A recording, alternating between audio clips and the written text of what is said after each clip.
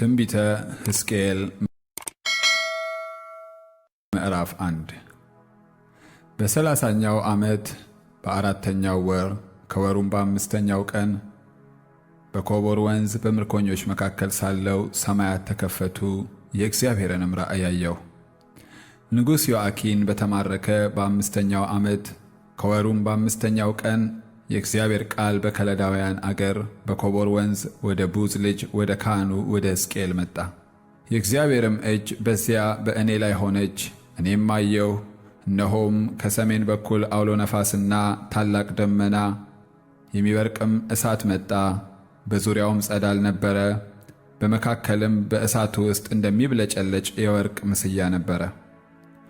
ከመካከልም የአራት እንስሶች አምሳያ ወጣ። መልካቸውም እንደዚህ ነበረ፣ ሰውም ይመስሉ ነበር።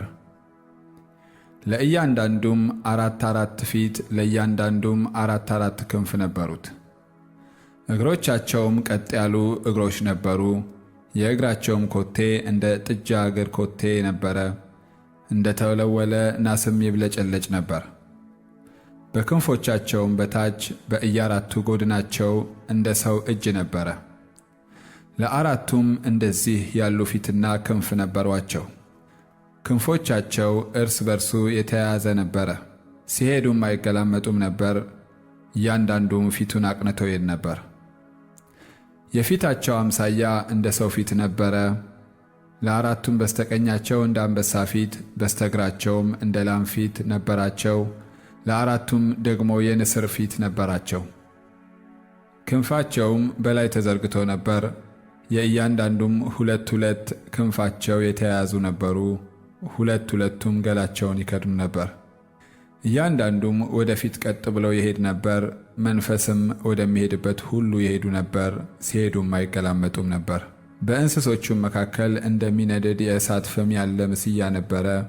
በእንስሶች መካከል ወዲህና ወዲያ የሚሄድ እንደ ፋና ያለ ምስያ ነበረ። ለእሳቱም ጸዳል ነበረው፣ ከእሳቱም መብረቅ ይወጣ ነበር። እንስሶቹም እንደ መብረቅ ምስያ ይሮጡና ይመለሱ ነበር። እንስሶችንም ስመለከት እነሆ በአራቱ እንስሶች አጠገብ በምድር ላይ አንድ መንኰራኵር